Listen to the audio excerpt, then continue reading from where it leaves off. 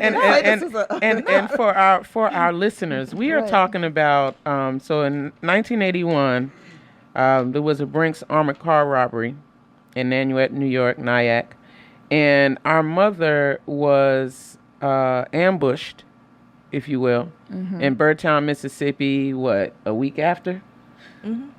A week after that. I think we spoke about it in season 1 a little bit. There were tanks, plural, over 200 armed agents, and they zip-tied the children's hands like babies, like 9 months to 13 years old. Was all the children, and zip-tied the young ones. They handcuffed the teenagers, and zip-tied the hands of the babies.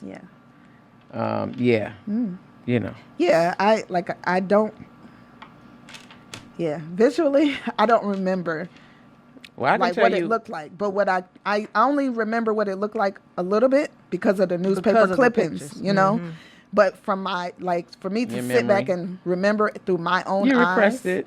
Yeah, I don't remember. But the feeling, though, is really something. I don't remember being scared. I just remember, and it's part of the training our parents taught us, to stand there with your head held high no matter what goes on around you. So I remember doing that. I remember standing there and being diligent in that. And I remember just watching, just being there and looking at everything.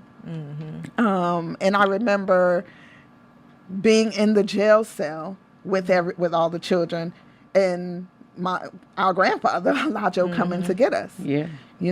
But other than that, I don't. And I can agree. I can attest that it's probably deeply repressed in me. Of course, it's in there. Something that I know that took a whole lot to come out. me and Chaka were with Uncle Lumumba, Shakur, in New Orleans because we had school.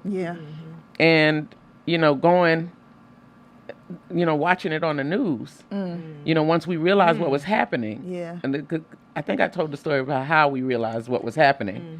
Me, Chaka, Dingus, and Big Setua Shakur. There's two Setua Shakurs. Yes, Setua Jamila Shakur.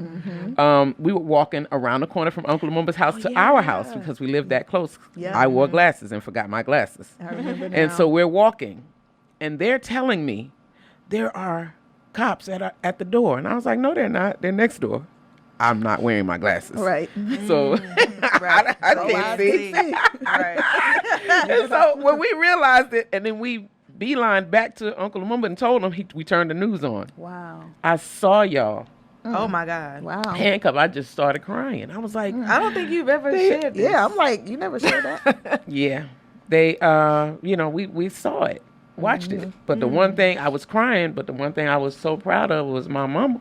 Right. Our mama. Oh, yes. Oh, yeah. Because she held high. Listen, when Like I watch what? those, when I see them pictures and watch those video clips of how mommy walked with her head held, like, y'all know. Yeah. I'm Fulani. She wasn't daunted in the least. At all. She was not daunted. That's what and I think.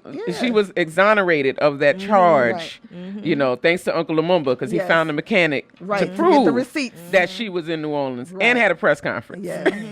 Yeah, that was something. Yeah. And our Uncle Lumumba Shakur was a Panther 21 member. Yes. And he was the husband of Afeni Shakur, her first husband. And the son of... Yes, of Abba Saladin Saladin Shakur, the patriarch of the Shakur family. So when we talk about Shakurs, and that it's more than Tupac, Afeni, and Matulu, there's more. So and much more. the stories we're telling. Yeah. And so, yes, remember that. Yeah.